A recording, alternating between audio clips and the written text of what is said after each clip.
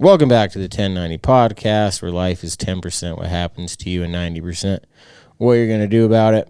I'm with Trevor Hirschi today, but before we get to Trev, I just got a couple stories that I want to...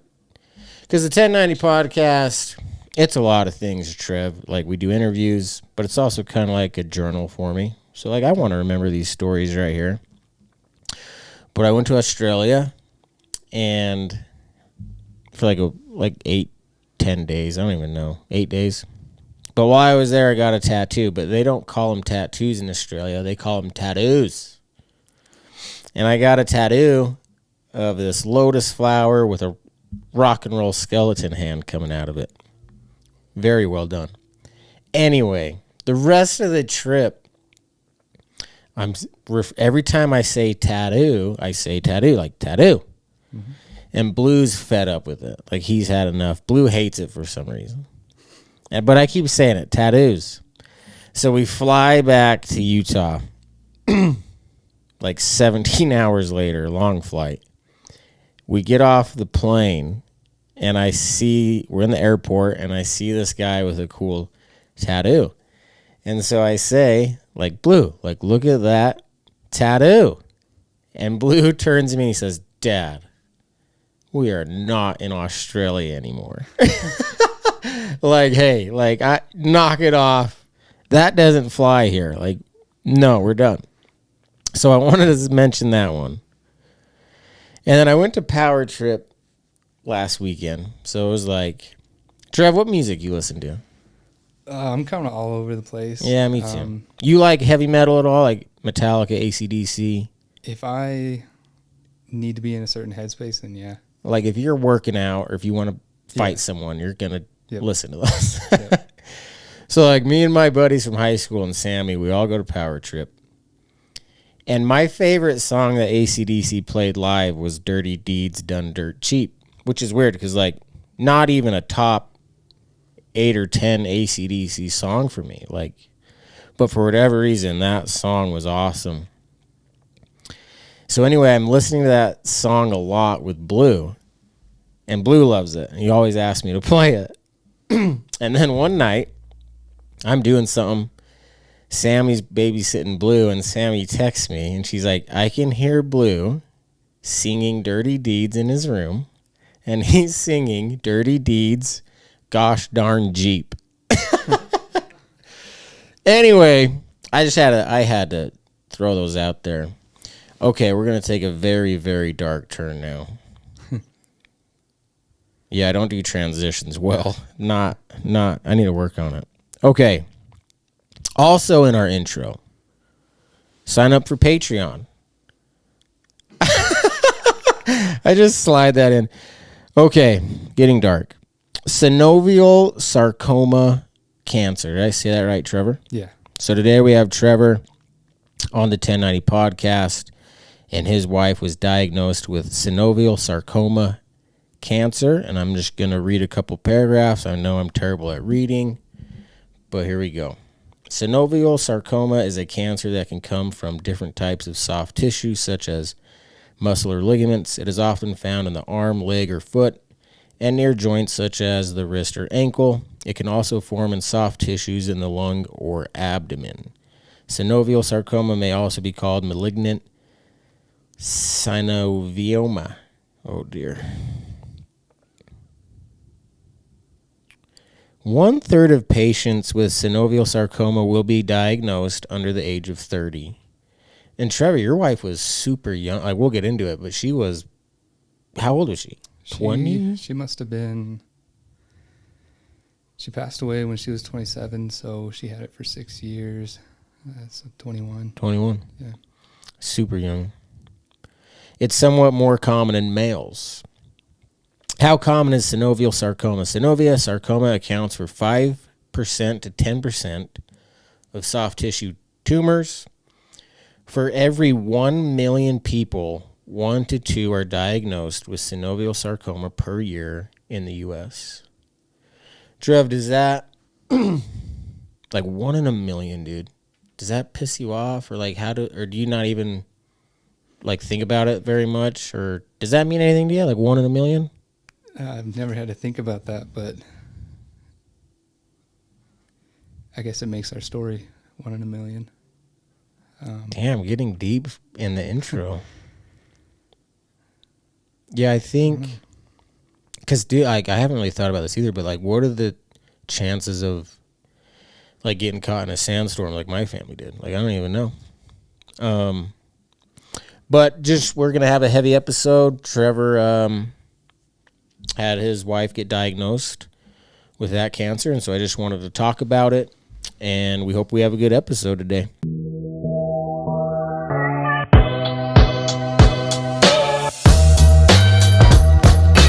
Life 10% what happens to you, and 90% what you're gonna do about it. Welcome back to the 1090 podcast. I'm here with Trevor Hirschi. Trevor, thanks for coming in, man. Yeah. How long of a drive was it for you? You're not too far. No, just northern Utah. It was about an hour. Yeah? Yeah. Let's talk about how you met your wife. You want to start there? Yeah. So we met December 3rd or 1st of 2017.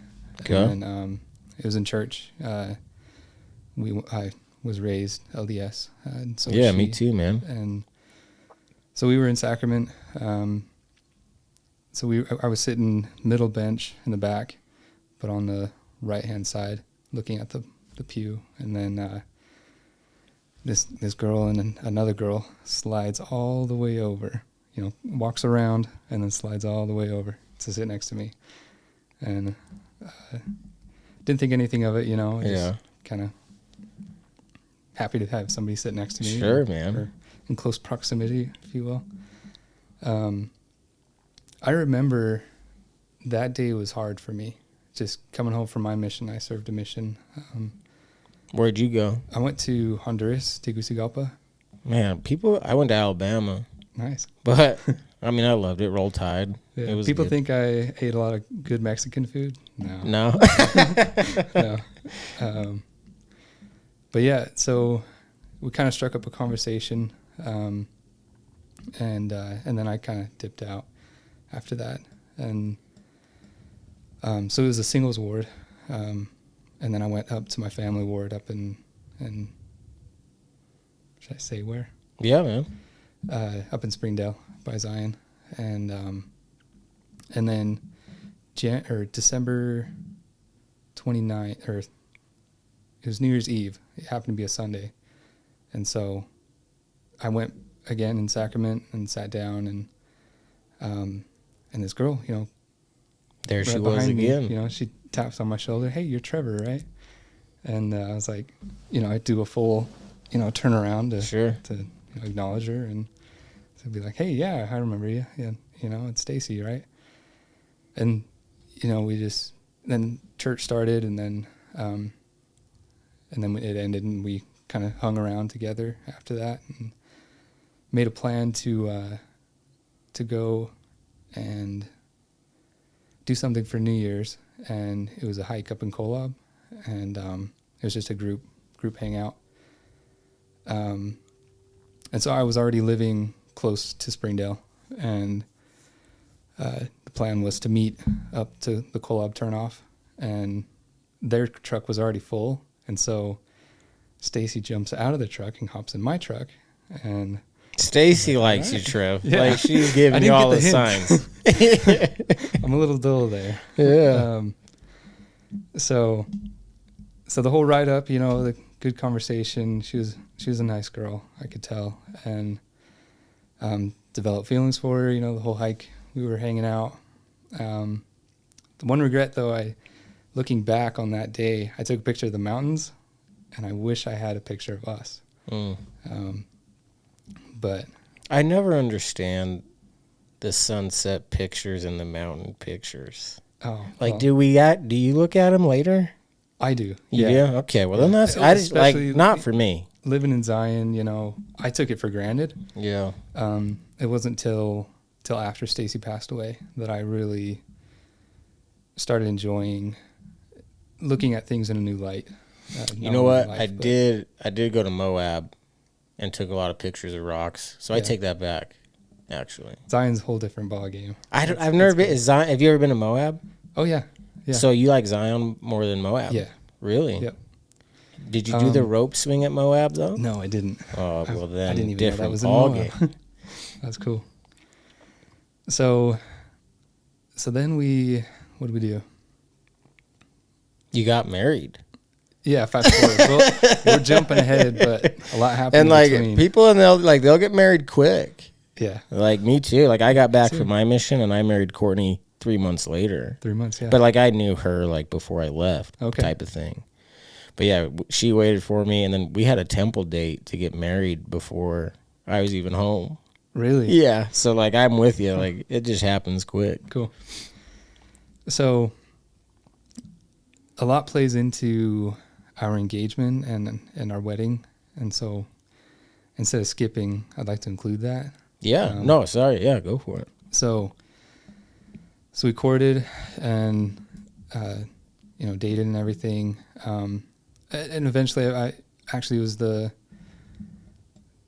the first date that she told me a little about her cancer, and it originated in her neck, synovial sarcoma, and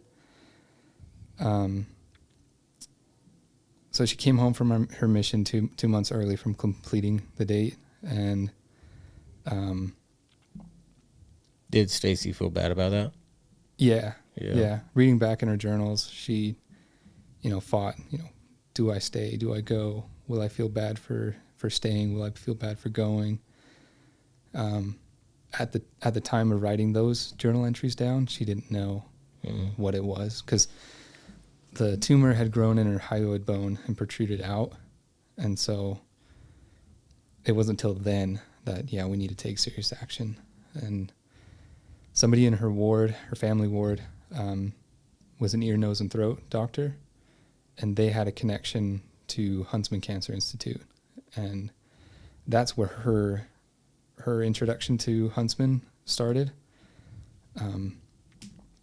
She got the treatment, surgically removed it, and then chemo or radiation. And then she was in remission. Then we met. So, because I think that's really interesting, because you met her knowing she had this type of cancer. Mm-hmm. And then, like, did that, you think about that, or did that weigh in on, like, if you wanted to marry this girl, like, if it could come back? Honestly, so growing up, my mom had breast cancer. How's she doing? She's good. Good, man. Good. Luckily, they caught it early enough that it didn't affect her body. And so I knew what chemo was, what it looked like, how people reacted to it, and I knew what she went through in that Stacy went through. And I think maybe I took it as a perspective of, she's in remission, she's good, she fought it, she's done, and let's have a good life, But then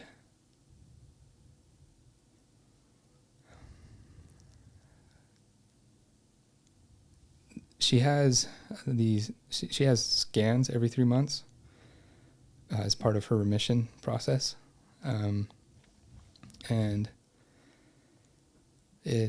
one of those scans, I came up with her and her mom, and Huntsman, they specialize in, not specialize, but the way that they decide treatments for patients isn't just a doctor solely figuring out the plan. It's a collective board, and everybody puts in their input, their opinion, what they would do. And, maybe a foot doctor won't really weigh in as much as a ear, nose, and throat specialist or a sarcoma specialist. Well, actually, there's nobody specializes. It's just so rare, right? Is that why? Exactly. Yeah. And so I went up with her on a Friday, or I think a Thursday, maybe a Friday. Day of, we went up and got the scan. I think it's a PET scan. They do, and then on Mondays, that's when they have the board meeting. And then that Monday, so we had already traveled back home down. Her family grew up in St. George, and then, sorry, backtracking. Because no, go for it. when she came home from remission, her parents later then moved to Hurricane, Utah, and that's what brought her into the ward. Nice. So we traveled down, and Sunday rolls around, nothing, and then Monday we get the news. But I was at an activity in the ward, and she got the call that the cancer had returned, and at this point, you guys are married at this point, right? No, we're engaged. Oh, you're engaged. Yeah. This happened in your engagement. We're engaged. We're I think it was like a week or two in the engagement. And I missed her call. I didn't know she had called. And she meets me out front of where the activity was, and she was a wreck. I'm like, what's going on? And tells me the news. And so so she got the call herself, and the plan was to have the doctor call back when all the family was together. So we came back the next day at her house, or maybe even same day, I don't know. And got the news that it had returned, but in her lung. And at this point it was, I want to say 12 centimeters, I think it was. And,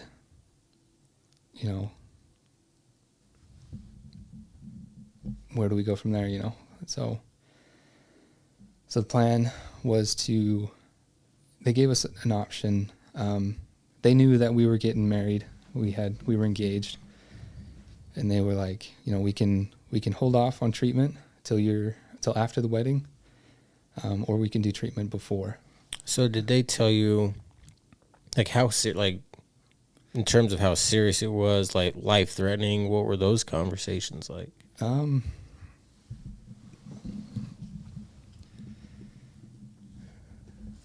don't think they ever told us.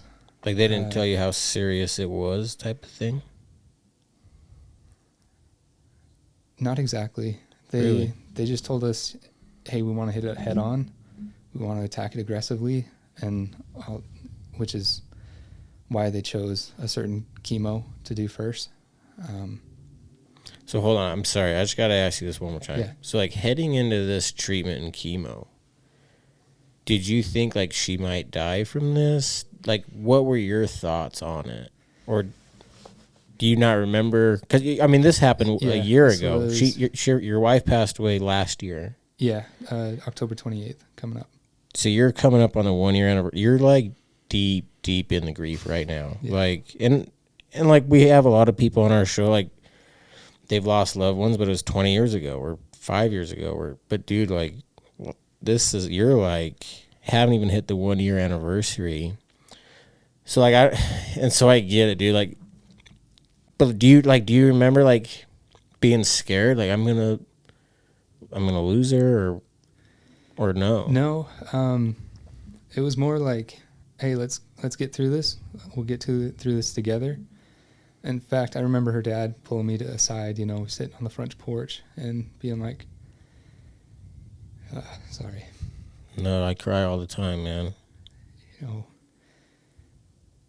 We were engaged at this point. We had actually moved up the wedding because, who wants to wait on treatment? Dude, I knew, having seen what my mom went through, I knew her hair would fall out. She'd be weak. I wanted to give her the best wedding possible, given the circumstances, But he pulled me aside and was like, nobody's going to blame you if you leave. This is too much. You don't have to stay. It's like, no, man, why would I know that I love her. Love doesn't mean you love her from afar. So I bunker down, whatever the word is. And, we moved up the wedding. The original date was July 14th. We moved it up to June 15th. July 14th is my wife's birthday. Cool. Yeah, sorry. Should I throw that out there? Somebody shares is it my birthday or it might have been that one. I don't know. I was listening to it on podcast. Hold on, I don't mean to cut you off again, but I just want to talk about a couple of things. One, I think when Stacy's dad told you that, were you like mad? Did you appreciate it? How'd that come off to you? I appreciated it. Because I think I think that's cool for him to do that. I think because I think that's just coming from a total place of love. But then it also be like, no, man, like I love Stacy, like let's go, like into the storm we go type of thing. And I love that part of the story. Like, not only did you marry this girl, like let's move up the wedding, like we're doing it. And that's that mentality. I love that, man. I think that's really cool. And I do think a lot of guys, especially if their wife's fiance's dad, like their family gives them, like opens the door for them. I think a lot of guys may have taken it, but you didn't, man. I think that's cool. Yeah. I would have missed out on a lot of growth, I think. I know. What did Stacy want you to do? Did she ever tell you anything like that, or? We've never talked about it. It wasn't even an option. No. I love it. So yeah, we got married, and I can't remember if it was June 14th or June 15th or July. Like, those dates are too similar for me to recall them accurately. Yeah. And I should, after having been married to her 4.5 years. No, you're good, dude. So yeah, we went on our honeymoon for a week, and then that next weekend we went up to Huntsman and started chemo. So like literally like honeymoon to chemo. Yeah. Yeah. It's all pictures on Instagram. It's there. Oh, sorry, man. So yeah, we embarked the chemo journey from there. So we did the first round of chemo. It was called doxorubicin. They call it the Red Devil. It's something that I want to say they classify it as like the hardest chemo there. Meant for one and done, get it done with, with the heavy stuff, and cross your fingers that it took care of it. So we did that for, I think, 6 months, 4 months maybe. We would go up to Huntsman for a week, and then come back home for 3 weeks, and then go up to Huntsman a week. So 1 week on, 3 weeks off. And then that, if I remember right, that chemo, it shrunk the tumor, but then we were in remission for another maybe 6 months, and then we started chemo again. Yeah. The Red Devil stuff again? No. Okay. So we learned that through this, we would continue to receive like 6 chemos, 6 different types. I can only recall 3 of them by name, but we learned that chemo is only effective once, like the particular chemo, and then your body learns how to work around it. So then you got to do a different type. Do a different one, yep. What, like, and then when you're not, like, doing the chemo treatment, is Stacy just resting at home all day? Like, yeah. Because it's so just brutal. Yeah. So at that time we didn't have our own home. You know, we were young. Yeah. We were living with our family. Right. And then you're just working and then just dealing with. Yeah. Come home and comfort her. And, yeah, she passed out one time in the bathroom. That was hard. She managed to pin herself against the door. And so we couldn't get to her. That was scary. Just watching your wife like suffer like that. Is it like, are you angry? Are you like, what emotions are you feeling? Because like for me, like losing what I've lost, like there's guilt involved, and they're like, I'll switch places with you. Like, did you have any of that?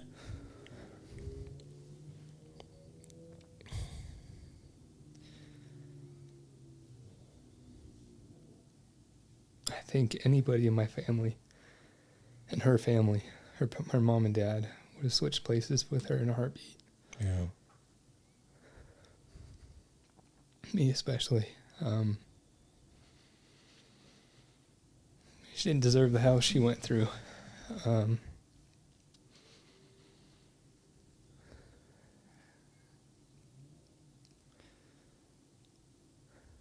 guess I forgot your question.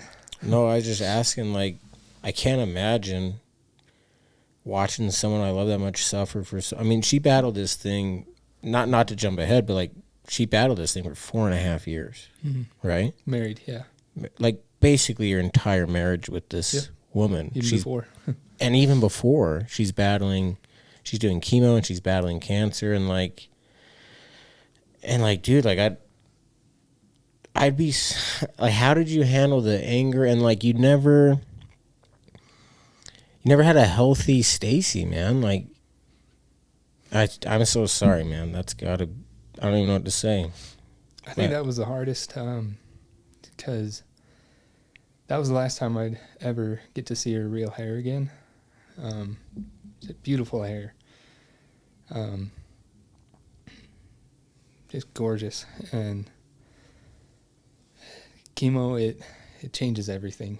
Your hormones, your hair. Her hair came back curly. It was short. I saw her bald. I saw her, go through those stages, short, long. Yeah. She tried there was one point she got it to where, so on one chemo, it dyes your hair white. It, I think it's either ifosfamide or trabectedin. One of those two of the 6 that we did dyed her hair white, and she had seen all the other girls dye their hair kind of that silvery color. Yeah. So she tried it. Yeah. The first time, the lady totally botched it.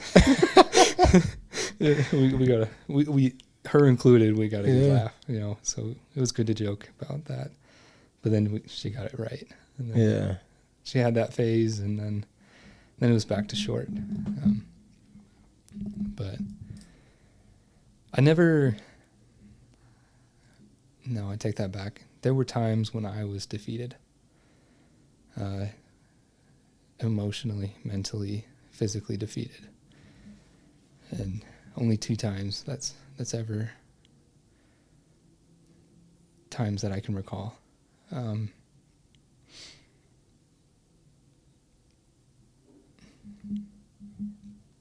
Just getting the news again and again and again. I talked about hope a lot with other people who've lost loved ones to cancer, and a lot of them, like, it goes into remission, or there's like these moments of hope, like they're gonna get better, this is gonna be okay. Sounds like you had those moments. Yeah. And I hope that doesn't come off as like you never had that. No, I just think that's one of the parts that makes it tougher almost. Like you have hope, and then it gets crushed again and again. Just this constant roller just coaster. Your willpower to keep going and keep loving this girl. I think it's so cool, man. Yeah. No, keep going. Yes. Loving her. That was always there. Yeah. And sorry, can I say something real quick? Go for it. This is so weird about grief, but just watching you today, just talking to you, like sometimes when you think back about Staci, it's just, it crushes you. Like you're fighting back tears, and then some moments you're smiling. Isn't it so weird? It's so weird, man. It's like, it's just all these, it's so weird. I do that too. Like sometimes I think back of my little kids, and it's just, it crushes me, and it, like I'm just crying. And then other times, like I'm able to laugh and enjoy the memory. And Trevor, I think something I'm learning is, if you keep talking about your pain and expressing your pain in healthy ways and helping other people with it, and if you keep going to that place of pain, what I'm learning is more and more of those sad memories are turning into like the happy memories. And obviously I still have times where I think back and it just crushes you. Like every day I have those, but I don't know. I love being around people like you, like me. Like we have that bond of losing the girl we loved.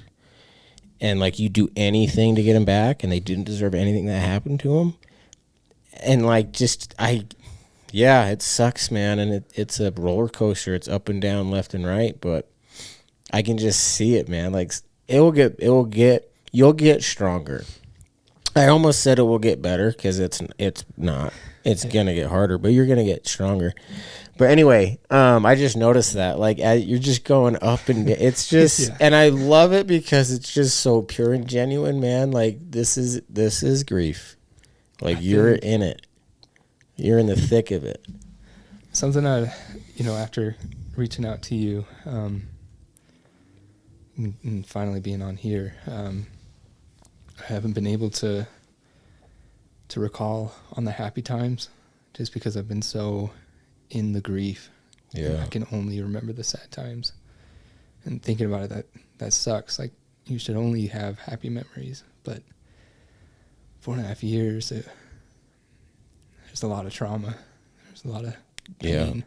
Yeah. Let's get back to the story. So you have glimmers of hope, and you get crushed time and time again. And then when did it start getting like really like bad? Like, hey, this is really bad. Which time? Sorry, dude. That's so messed up. So let's see. 2 years ago, beginning of October, we started a clinical trial. It was a clinical trial that would focus on the CAR T cell in your blood, where the people overseeing the clinical trial, pushing the what would you call it? The thing that's going to help the treatment, cancer? Okay. They take, through a process of leukapheresis, they separate the white blood cells from the red blood cells. They send the white blood cells over to the company, and they enhance them with their product, what they're trying to perfect through the patients, the trial patients.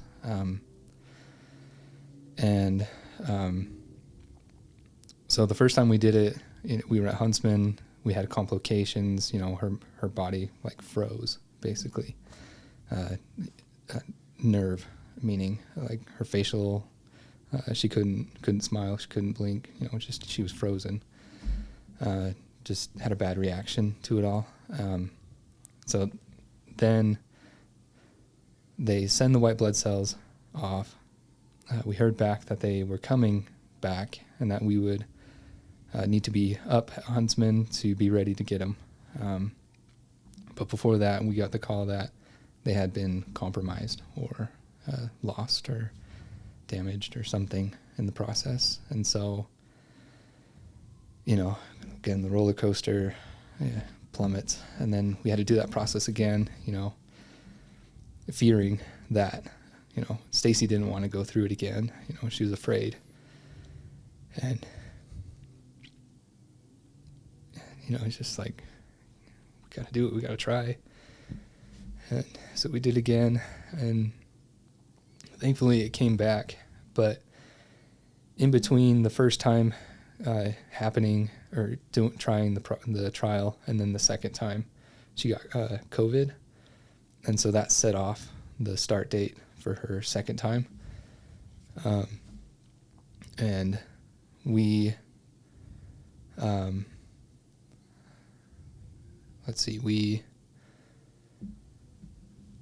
4.5 years. There's so many things that we tried doing. Yeah, take your time, man. Timeline straight.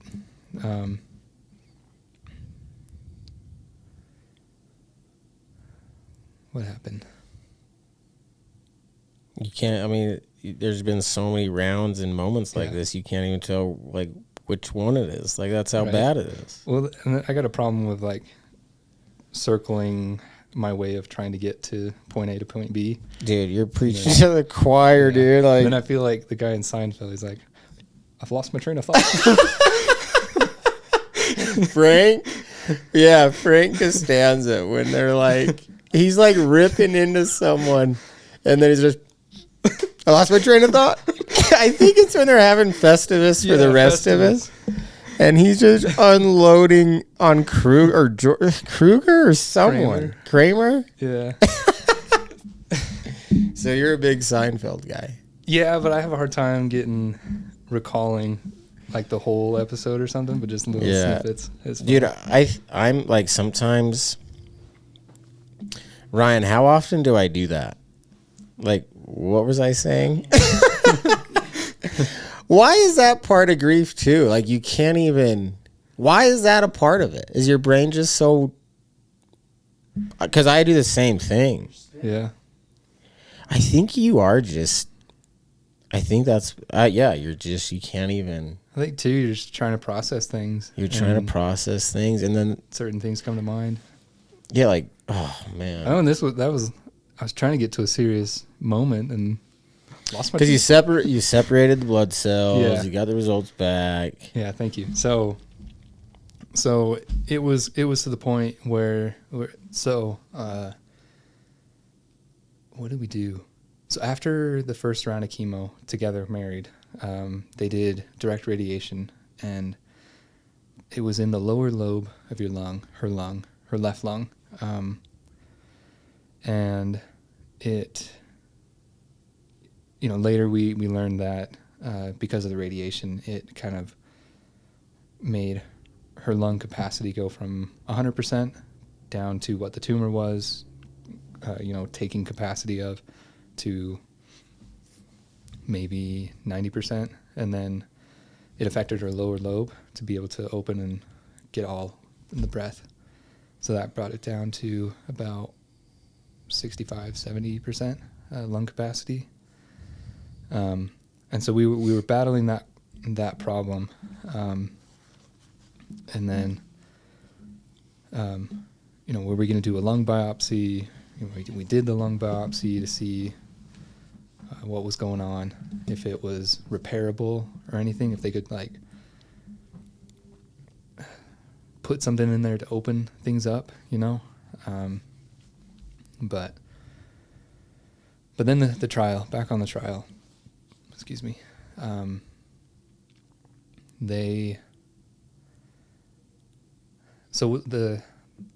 Whatever place in line we were to start, as far as on the roster of patients, it bumped us down.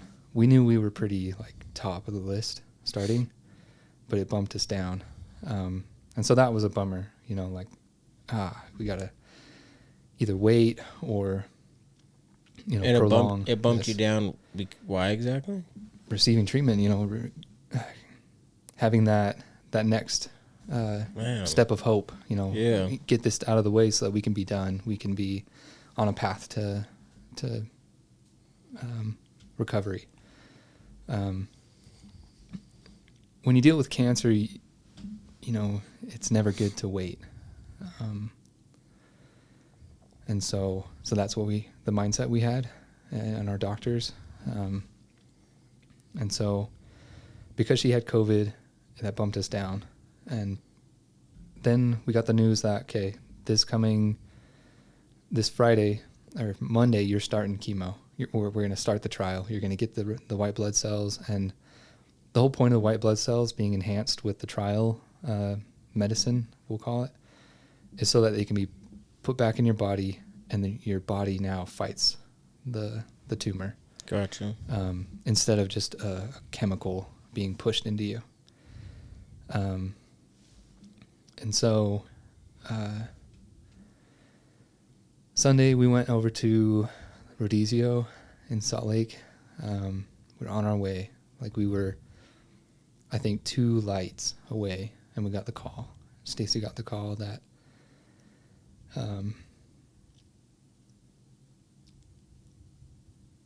that they had some complications with patients, and a few of them passed away. They're not sure if it's because of the trial or if it's due to health reasons. But the FDA has since put a halt to the trial. And so, again, that roller coaster, we're trying to fight this unknown, unseeable thing that we've only been able to see through images. And just again, down the roller coaster. And so then it was, okay, let's do another chemo. And we did it. And she was able to, she was on a chemo that wasn't as harsh, nearly as harsh as the doxorubicin. It allowed her to get her bachelor's degree at Dixie State in graphic design. And, at that point we had some time, some relief to be a couple. Yeah, I was going to ask you, like, through all the ups and downs of being hopeful and then being crushed and all the treatments, what was the quality of life or relationship like throughout this thing? Like, were you guys, did you guys have moments where you were able to, live, I guess, a normal life? Whatever. I'm not sure what a normal life is. Yeah, but somewhat but you're able to do things together. Yeah, within reason. So she still had the tumor in her lung, which that complicated her ability to breathe. So in turn, do activities, altitude, adjusting. So what did Staci like to do for fun? What were some of her hobbies? She liked pickleball. Oh, yes. Yeah. Sign me up. Yeah. And she liked hikes. We went on a lot of hikes. We did... what did we do? We were pretty avid moviegoers. Oh, yes. Yeah, we saw a lot of movies at the Megaplex. And we end every episode with top 3 favorite movies. Hey, I'm looking forward to it. Yeah, so I hope you're ready. Okay. So you guys were able to have good moments though. Like you guys were. That's cool. That's good to hear, man. So in all that journey, we managed to break away, and we had our first apartment, 400 square foot apartment. 1 bedroom, kitchen, and a little bathroom, casita. And I think it was like $700 a month. And finally, you didn't care. Couple. The perspective you had on life, like with a wife battling that, I'm sure you had a pretty cool perspective on life. Like 400 square foot apartment, sign me up. It was good. We got to learn each other a little more. And when you're the love of your life's going through that, other things just don't matter the same. I would imagine. We tried. We never really she had her hard days, but we also had our good days. Good days, we made the best out of them. And sometimes a good day was just, hey, I made it off the couch. Yeah. And then, I won't backtrack.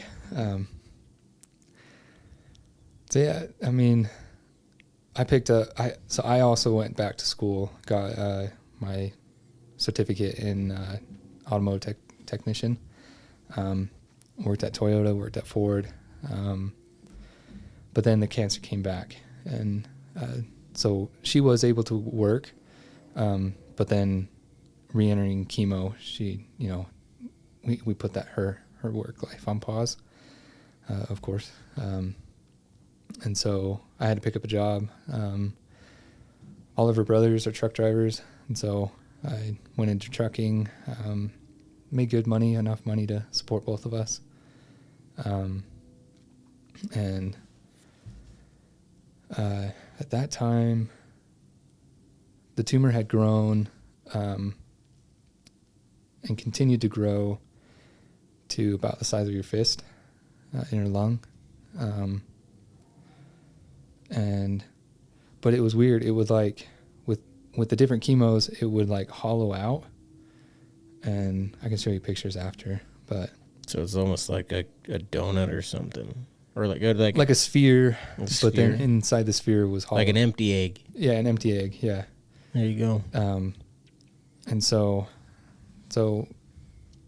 yeah, the tumor was still growing, but cavitating is the word. Stacy, she sounds like a fighter, though. Yeah. What was her, I guess, attitude or like demeanor throughout this thing? Because she's getting her heart. How, like, ballpark it? How many times did it come back? I can't even keep track. Like, it came back. It's like you start talking and then every sentence ends, and then the cancer came back. I'm just like, yeah. Good. Like, what is? How do you even know? Technically, it came back once. Just once, then. So the first time they discovered it from remission, and then recovery, and then we met, then it came back. Maybe I used the term "it came back" wrong. No, you're good. I just wanted to talk about Stacy more. Like, she like, what is she? She's just, is she staying positive, or what is she doing? Yeah, you know, on the good days, you know, she would stay positive. She was there for her family, there for her friends. Always had a smile on her face. Always willing to be there. You know, if we wanted to go do something, she was all for it. You know, she was pushing for activities to be done. She didn't want it. She never made it a point to be held down by it. I love that. Like, yeah, like, I don't want to be a victim of this thing. Like, yeah, I'm still alive. We can let's focus on what we can do, and there's a lot of stuff we can do. And so then it came into question, operate and surgically remove your lung, or do a lung biopsy where essentially they go through your throat and take it out.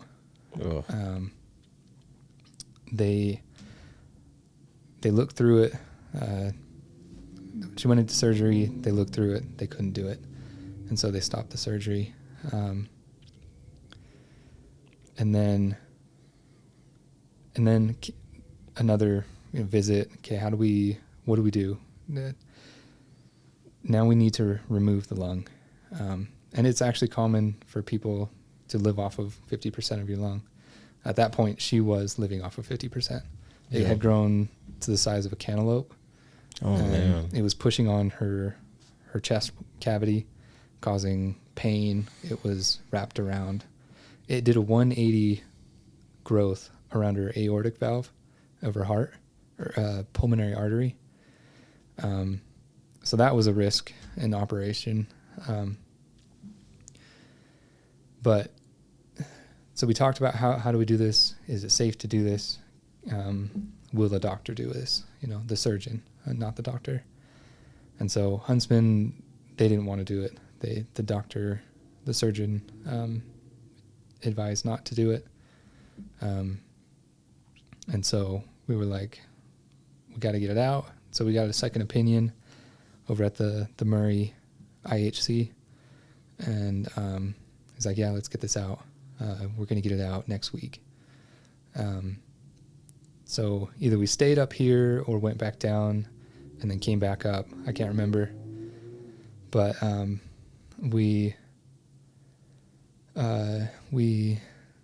it ended up being I believe, a 4-hour surgery, 4 or 5 hour surgery. And they went through her side. So I don't know how in detail you want me to go. It's your story, man. They opened her ribs. They took out 2 ribs to do that. Just given the size of it. And they managed to, because the whole risk involved was the pulmonary artery. They compared it to tissue paper, and if it gets a tear, anything, she's done. Yeah. And so it's like a 50-50 chance. 1 in a million already, and 50-50 on if she makes it off the operating table. And what are you doing? Just praying and just like, what do you're just, we do you waited. just have that feeling in your gut? Like, I can't imagine that. Yeah. Like 50-50. We waited for about an hour in the waiting room, and we just couldn't handle it. So we went over across the street, hung around Barnes & Noble, and could you imagine the other people walking around that Barnes & Noble have no idea as they walk by you. They have no clue what the hell you're in right now. Yeah, my wife is in surgery. My wife's in surgery right now, and 50-50 chance I see her again. Yeah. Like, you just never know what someone's going through, man. Yeah, she was scared.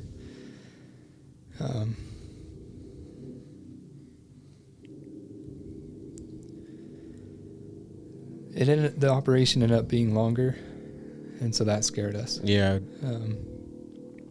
And her mom was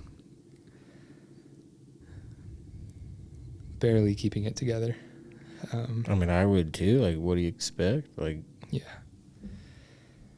And then we got the news, she made it. She was good. And so we went back and they showed us pictures. Of course, they didn't take it out of the lung. They just took the whole lung, the whole half of your lung, her lung, and showed us. But it was a balloon. And they said we expect a full recovery, 50% of your lung, of course. But that managed to buy us about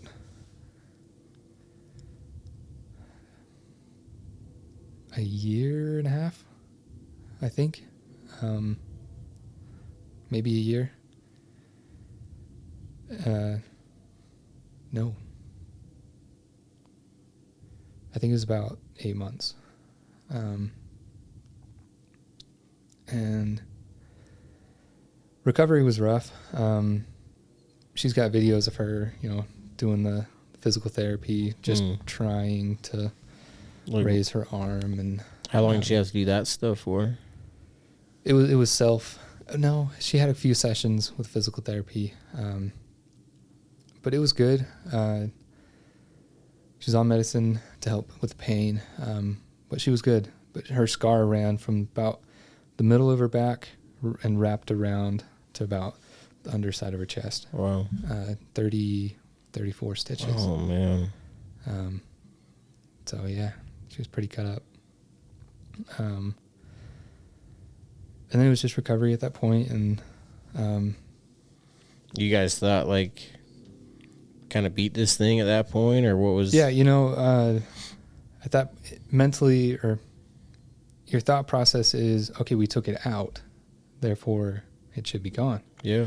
I guess we didn't learn from our first surgery.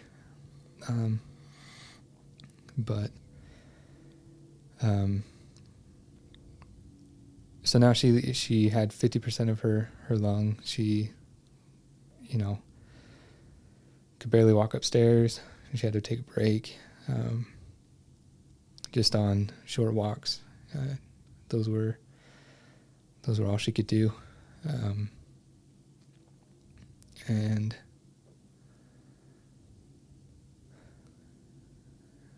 trying to remember what we did during that time. But you had about 8 months, you said? Yeah, roughly. And then what happened at that 8-month mark? So in October 6th, 2021, 22, no, 21. 'Cause it's been a year. So 21. No. Don't look at me, dude. You're right. Sorry. I don't even know what month it is, dude. So 2022, October. October 6th, she was complaining about some back pain. So, like, if she complains about something like that, does your mind just go right to... Are you guys just on edge all the time? No, so... No. I'm just having a tough time, like, listening to your story, like... What were the... it keeps coming back, and I'm like, I couldn't sleep, like... Oh, man. It was this sucks, dude.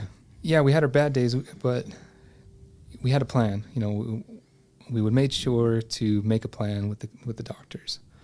We never tried to stay stagnant in it. And so she has lower back pain. Lower back pain. But I do want to mention, I think a huge thing that helped us grow as a couple. So we always compared our life, our relationship, as flipped from somebody that's been married 50 or 40 years, and then they start dealing with the health issues, and they've had all that time to love each other, develop that character, that relationship that those couples have in their 60s, 70s, and you're just like, man, they really love each other. We managed, because of our situation, we always made it a point to communicate. If she didn't have somebody to communicate to, I think our relationship would have ended a lot sooner. We made it a point to always talk. How are you doing? No, how are you really doing? Dude, does this suck? I know it sucks. Dude, I do think... No, there's something to that what you just said. How are you doing? No. Like, how are you really doing? Yeah. And then, dude, and I love that you said the communication thing because, dude, like, sports, work, whatever, marriage, like, communication is just like you're explaining now, like, in your marriage with Staci, like, it's vital. But I think, like, for whatever reason, man, grief, trauma, like, we don't talk about it enough. Like, there's no communication there. So I just love that you're talking about how important communication is because it's threaded in success in everything. Yeah. It's part of everything. If you want to be successful at literally anything, you need to communicate well. You asked me, like, what did we do for fun and stuff? Yeah. She managed to, in her spare time, her fun time, she managed to take her digital design, graphic arts degree, and she started her own business, a small business. No way she did. Yeah. Staci's a badass, dude, with cancer and everything. Yeah, she did a few. I'll start a few businesses. Yeah. Bring it on. So she did, it was called Scout and Pebble. So through our journey, we always knew we wanted a dog. And we eventually got a dog. It was a golden retriever, Bailey. She's the best dog in the world. She trained her amazingly, fantastically. We tried to train her, one, to become an ESA dog for her and for me. Ended up being for me in the end. No way. That's pretty cool. And then into a service animal. So we trained her in Home Depot. She would travel with us. Yeah. Be in the cart. Wait, so you have a service dog? No. Oh, I'm like, where is she it? Didn't get like, there. why is she here? No. Dang. So yeah, we got to the point where she could ride next to the cart, the scooter shopping carts, because she couldn't walk in the stores because she needed the support. She was always on oxygen. That's another detail. Man, God. And so Bailey would stay right next to her, turn the corner with her, go No back up with her, everything. It was good. But, yeah, Scout and Pebble. So her thing was she loved dogs, so she carried that into the business and did dog portraits. She would take the picture of your dog, whoever it may be, and then kind of characterize it, like make it cartoony. No way. Or her spin on it. And but then she made it a point to get the story of the dog. What is your connection to the dog? How has your dog helped you in and like add times? it into the painting? It made it a story to go along with it. That is so cool. And I knew it would take off. I full-heartedly still think one day it's a good idea for somebody out there. Yeah, you just gave away $1 million idea right there. You know, you build a community and whatnot. So that was fun to see her have her moment of hope, you know. That's so cool, man. Way to get cancer off her mind and how much it's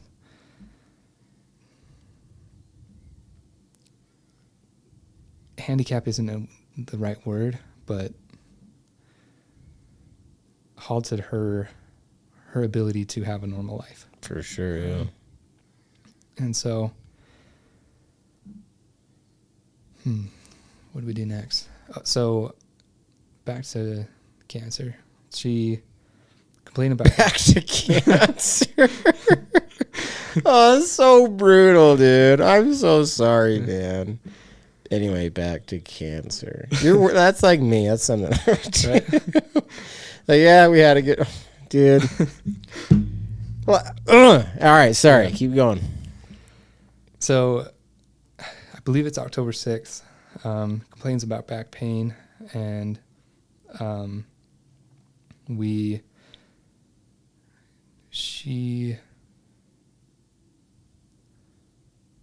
can't remember if I was present for that or I was working and had to go and meet her. There's been too many instances of ER visits. Yeah. So I end up to the hospital anyway, and in the ER they tell us that the tumor has returned, but this time they used the word numerous. This whole time it's been one. It's like there's multiple now. There's multiple, and they go into detail of it's now in the right lung, it's now in the abdomen, it's now in the lower extremities, and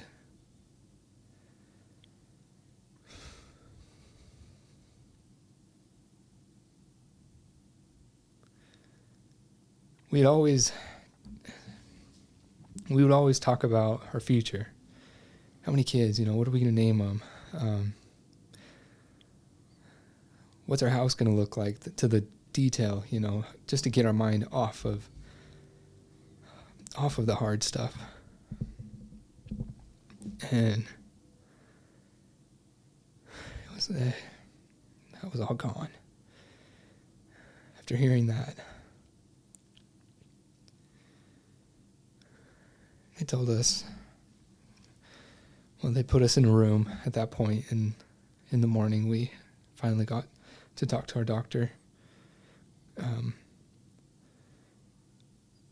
So at that point we had moved to St. George instead of receiving treatments in Huntsman, we needed them further or closer to home, and the traveling was just getting to be too much.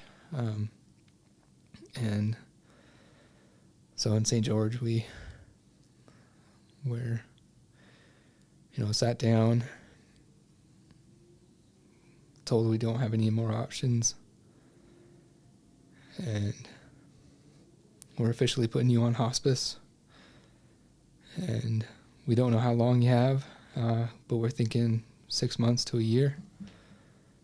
And so at that point, we were just, okay, get me out of here. Let's go do some stuff. Do you remember It's like totally fine if you don't. But like, what was when you and Stacy are alone after that meeting? Like, do you remember what you guys are saying? Like, what you first talked about? Are you guys just saying I love you? Are you saying I'm sorry? I'm saying I'm sorry. I'm holding her.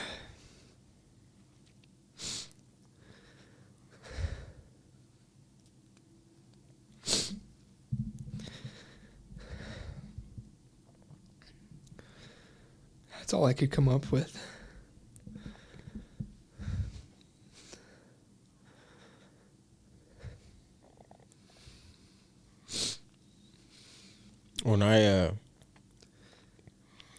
When I first started talking to Courtney after the accident, I would just cry and say I'm so sorry, and I'd hear her voice saying back to me, "I'm so sorry that Courtney wasn't originally supposed to go to the trip, and so I just know she'd feel bad, but like, dude, I don't know what else you would say to her other than I love you and I'm sorry." That's all I told Courtney when she was dead, and like I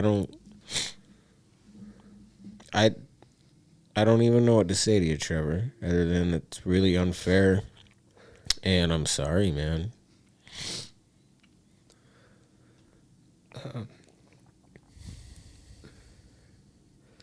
So her family owns a cabin up in Duck Creek. You know, Can you just get the mic a little? Sorry. so they have a cabin up in Duck Creek, and it got to the point where she needed her mom. Her mom stayed at home. Her dad worked in Mesquite, and I worked, of course.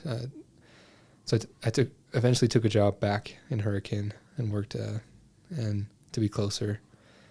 That was I'd say the clinical trial time in our journey. And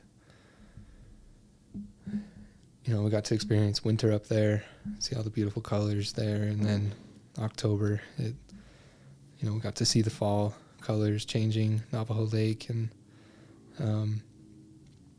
we took a drive, Bailey in the car, just soaking it all in, trying to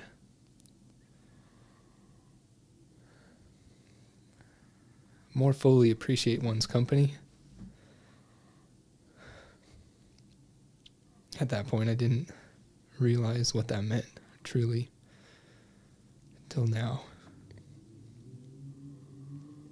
And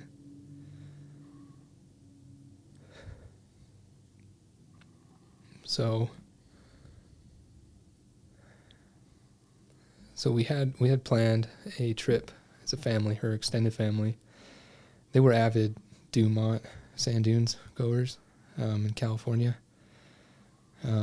She grew up doing that, and she wanted to go one last time. And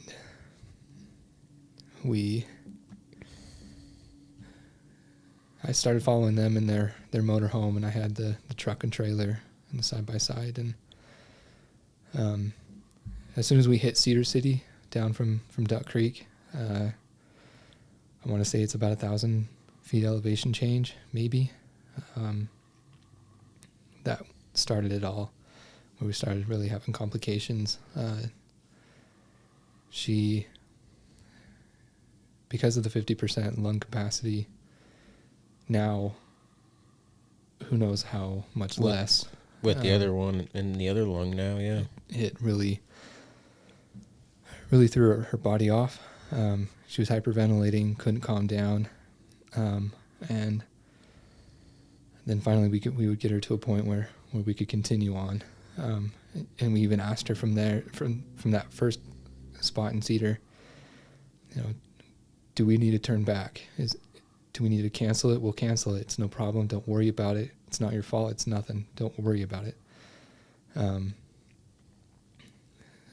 she's like, no, keep going. And we kept going, made it to Las Vegas. I had to pull over again. finally calmed her down. Then we made it to Dumont. You guys made it, man. Made it, but almost. We parked the truck, and I noticed nobody's getting out. And I walk over, I get in the RV, and what's going on? And I see her, she's hyperventilating, can't sit still. She wants to get up, she can't get up. She wants to lay down, but can't lay down. One thing they told us in hospice is don't call emergency medical attention. Oh. There's nothing they can do.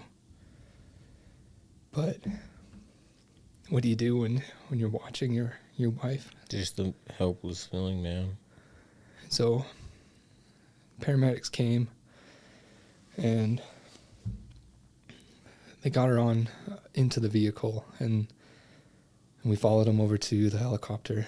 And at that point, before, they didn't know whether to life flight her or if it was just something they could work out in the ambulance. But it got to the point where she was 60% oxygen, which that's deathly levels. And so we got life flighted. I managed to be able to be with her. We get in the helicopter, but they intubated her, so they put a thing down her throat. But before they do that, they have to knock her out. And that was the last time I got to talk to her.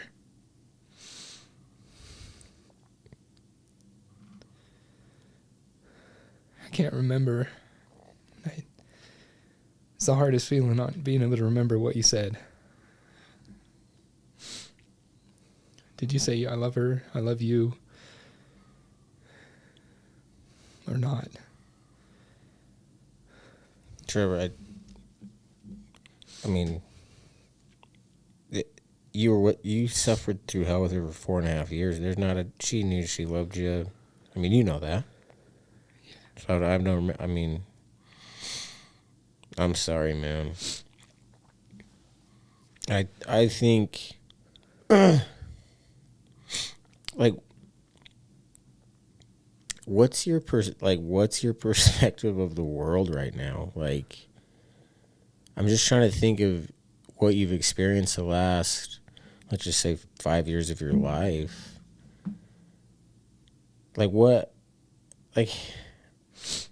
How do you keep going? How'd you get out of bed today? I don't know. I don't know either, dude. People ask me, like, how do I don't really. Are you still, like, the first year after me, it was mostly just shock, denial. I mean, it wasn't. It's very much real, but you're kind of just, like, is that kind of you this first year? It's just kind of numb, like, no way. No, one thing, people that go through cancer, you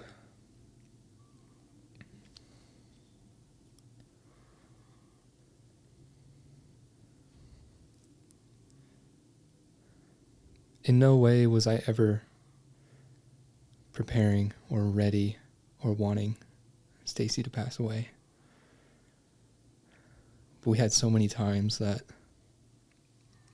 it's possible. Hey, going in for surgery. I don't know if you'll make it. And so you prepare. And so in certain times in our life, we had those moments to prepare. And I don't mean financially, I don't mean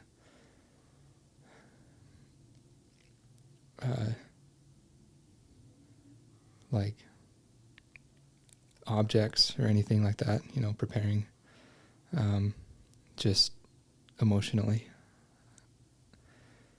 And you still weren't ready, I'm guessing. No. Yeah. We were banking on that 6 months to a year. And it was only 21 days.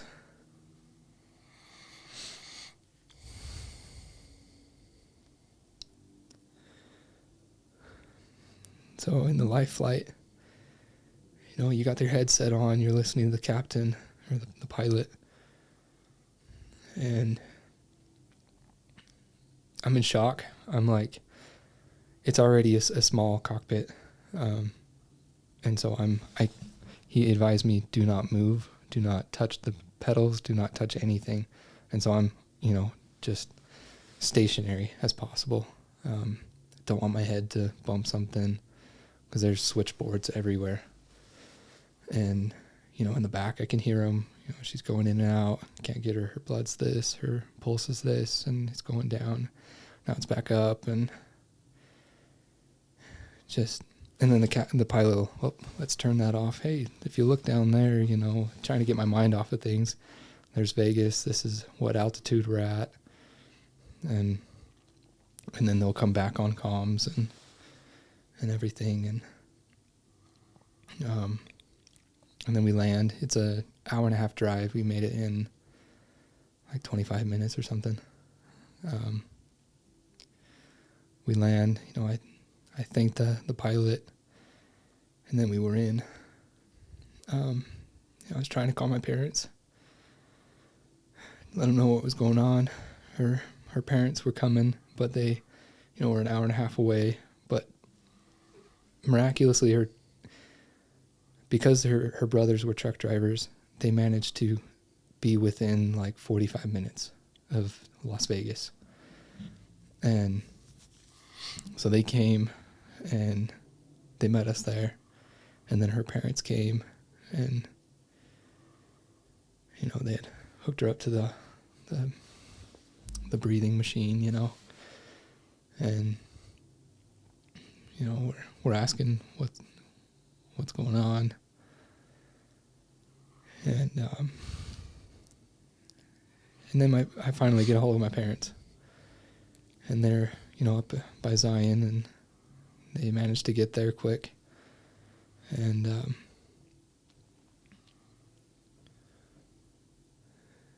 I tell them it's not good, and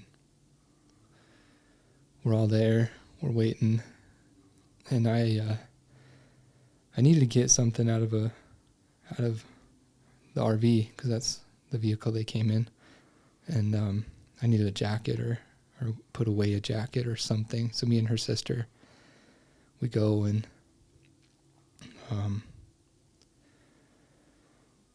we get the jacket, but then we get a call from her brother, and he's like, guys, it's not good, you need to get here now. And because I had come in through where the ambulances come in, I wasn't marked down on the reception. Oh, no. And so they had already accounted her parents, her family, her brothers, and I was too much. I was too many, and it was still COVID, and I'm fighting with them. My wife's dying. My wife is dying. I need to get there. Like, let me through. And I just hear a door open. I didn't even know if it was the right one. 50-50 could have been the wrong one, but it was the right one, and I ran through the door. The ladies yelling behind me, stop, security.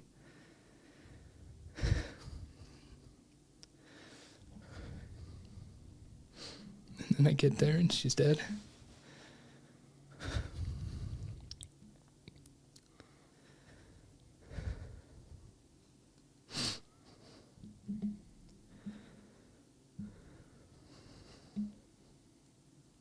I don't know if I blame myself for not being there,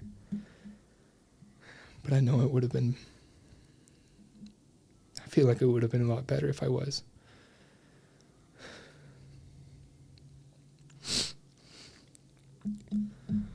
I think losing loved ones for me, Trevor, depression and the grief and, maybe PTSD depending on the situation. But dude, the guilt, that's the worst part for me. Like, I should have been in the car. And Trevor, like, dude, like, I don't even know what we're doing right now. This is so sad, but I think the best thing for guilt is just saying, like, yeah, like, I feel bad about that. I don't know. I don't know how to handle my guilt. And it's been 2 years for me. And it just hurts, man. And I wish I had a magic answer for you, man. But, like, I'm sorry, man. I'm sorry. And you're probably going to have guilt the rest of your life, dude. And it's shitty because it makes no sense. You shouldn't feel bad at all. You're a great husband. Like, husband of the year. Like, I could not do what you did. Like, that, incredible. But if I know anything about grief and trauma, like, the logic doesn't matter. And for me, like, part of me gets it, but then another part of me is like, no. And maybe I just haven't figured it out yet, but the hell you went through, man, and the hell Staci went through.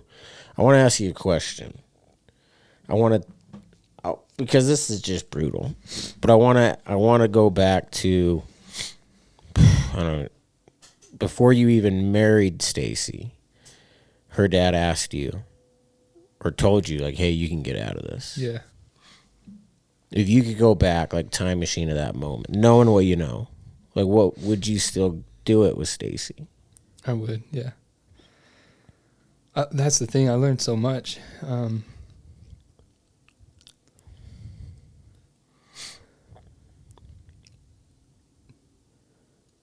communication, that's a big one, but the love that we had for each other,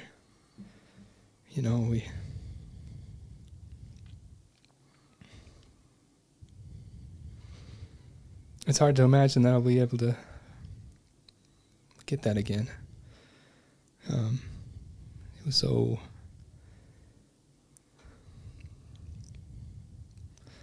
perfectly flawed.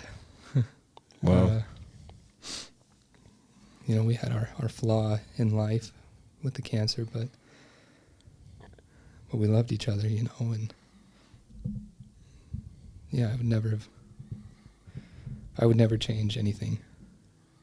I would have changed maybe some dumb things that I've said in hard times,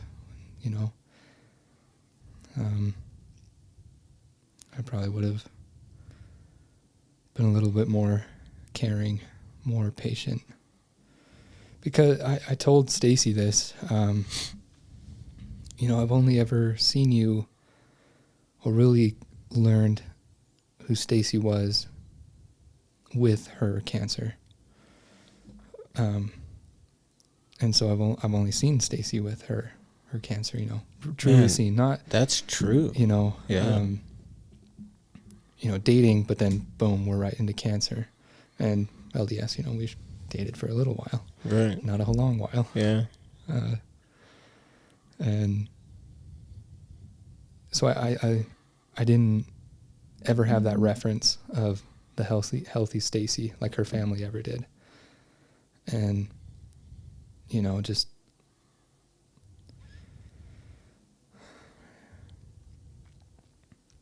understanding that when her hard days are hard days, she means it.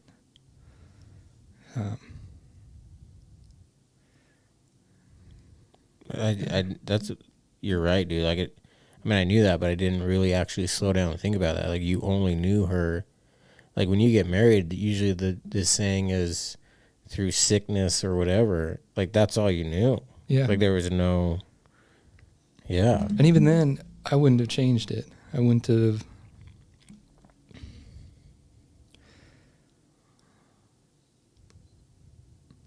Of course, together, being married, we both dreamt of the healthier Staci, the healthier future. That was our escape from everything. just dreaming. And looking back,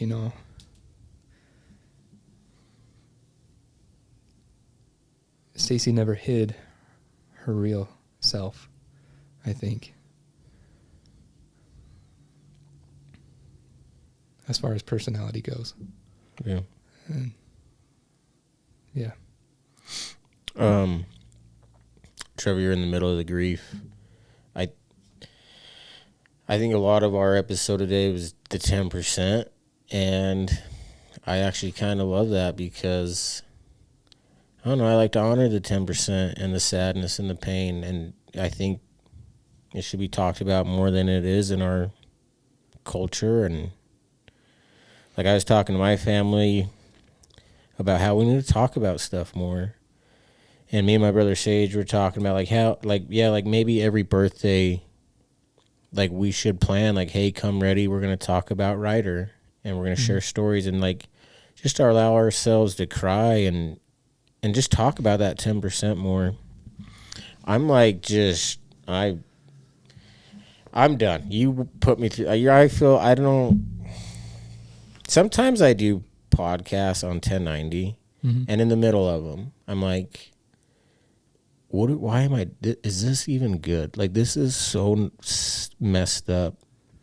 I had that with Wyatt Klein when he was talking about he had to cut down his mother who hung herself. I had it with you today. I had it with the Graphs. I've had it with a lot of people on the show. And so I hope this has done something for you. I hope something good comes from this. Do you want to end with movies? Should we try to end on something happy, or are we just done? I think the 90% is coming today, man. Yeah. What do you mean? Like him coming. Yeah. Like, this is the beginning. I feel like, go ahead. Ryan just said today is the beginning of the Trevor's 90%. I truly believe that. I feel like this past year, so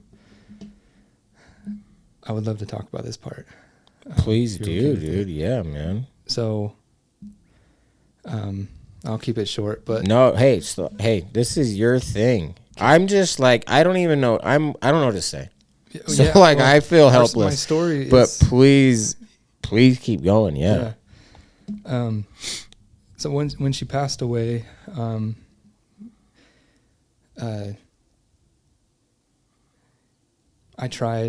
lived with my parents, to try and figure things out. And I wasn't doing good, and it was hurting. I felt like I was hurting my relationship with my parents because they didn't know how to help me. Dude, I can relate to this so good, man. So I needed to go, and that's something I kind of do is I need to go get. And so I went and worked on a dairy farm. You just got away from everyone. I went hunting with my grandpa Ken. Before that, as backup. So I knew I would have hard days. I knew I would have contemplations of not being here on earth anymore. And I didn't want that. And so I knew how I would do it, essentially. And I wanted to, instead of taking the weapon that would take my life, I wanted to gain respect for it, essentially, to use it as a strength in a way,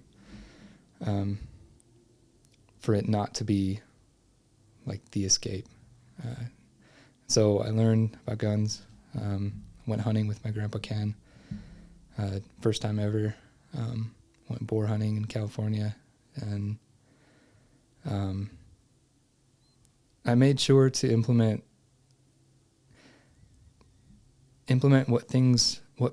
what my siblings and my dad and anybody around me were doing as a way to get out, because I was just homebound. And so that was my out. My brother and my dad, they're pretty into guns, and so I got into it as a way to kind of, hey, I got my gun. Let's, do something together, whatever. Yeah. And so we did that, but that wasn't enough. I needed to grow a little bit, and so I went and worked on a dairy farm up in Cody, Wyoming, and lived there for about 5 months, and really got to just kind of self-reflect. I think that's so good, man. Yeah, but I don't think enough. It was a lot of work, and so that helped occupy my mind. Mm-hmm. So I feel like since coming back to Utah, it's been the biggest struggle, just because I'm, away from my family. I've got a few friends up here, but getting out of bed, that's a whole new thing. And so being here today, I feel like now I'm finally into the 90. Yeah. I think it is, dude, it's okay to have bad days in that 90%, though. I hope you know that. I have plenty of bad days throughout the week, and I think the 1090 quote, I love it so much because it's just a combination. Never let go of the pain. Don't disrespect it, but yeah, you gotta I never get rid of it. Yeah, exactly. But you gotta keep going though for them, despite the pain. And so, dude, I think a lot of I when people give me praise, I give a lot of credit to my wife Courtney. I'm like, you think I'm handling, you should see if you knew my wife Courtney, you'd get it. That's why I'm able to keep going. Yeah. And I feel like you're that way too. I think Staci's so cool. Yeah. It's why you're able to keep going and doing what you're doing. So yeah, go ahead. A mantra, we had a few mantras. The first one was, I got this. She had a t-shirt printed and everything. Yes. And then another one was, I had it etched in our rings. Thee lift me and I'll lift thee, and we'll ascend together into the eternity. Wow. So we kind of lived off that a little bit. Where'd you get that from? I've never heard that before. I heard it on my mission. That's cool, yeah. I like that. It was good. Yeah, got it. No, what?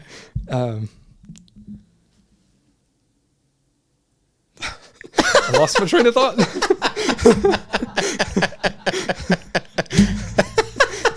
Frank, dude. Frank's getting you today. Lost my train of thought.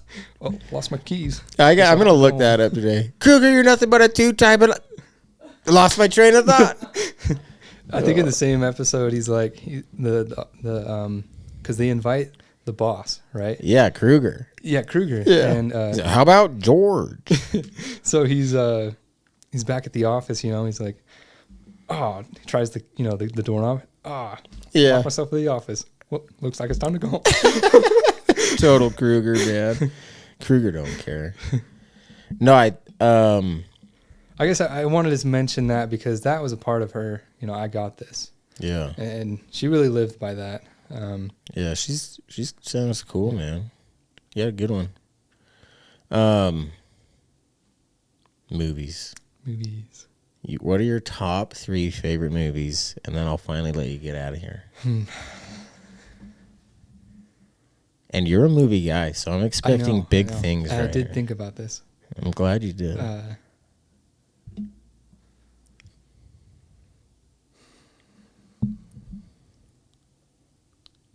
And now I'm blanking. Lost my train of thought. I think my favorite love story movie is Age of Adeline. Have you seen that one? I have not. Dude, there's been Yeah, a few movies beautiful. listed on the show that I have never seen, and that's one of them. I need to see that one. Ryan, you like it?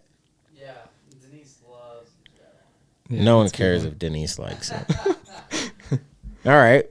I'm 0 for So that's 1. one. Okay, I'll put that on the list. I'm blanking. Oh, Warrior. The UFC fighting one with Tom Hardy. Yep. When love that that song at the end kicks in and they're walking out, I cry. I cry. Yeah. Every time, dude. Yep. Because my brother Race loved you. That is an underrated movie. Seriously. And Some I'm people not like it, some sure people why. hate it. I'll have to look up the year it came out. I wonder if there was like a couple movies. 12. Right? I've got it. 2012 it came out? Yeah. I don't know. I wonder if like other movies were also big and kind of covered it up. But that movie, I love that movie. I feel like it's overshadowed. And I love how Tom Hardy just kicks everyone's ass. Like the whole, like just in 8 seconds. 11. 2011. Yep. Okay, one more. So that's 2. I like that pick. Comedy. I like how you're spreading it out. Like a little love and then like fighting and then like we'll go comedy. I like Oh Brother, Where Art Thou? Yeah, Coen Brothers. Yep. Yeah. Do not say the treasure. Yeah, I like I went down in the river to pray. That movie's good, man. I'm trying to get some other scenes, but yeah. Trevor, nothing but love, man. So sorry. Life's unfair. Not sure why you had to go through that, but you're handling it Trying. just as good as I think anyone can, and probably better. I wish you and the family the best, man. Life's 10% what happens to you and 90% what you're going to do about it.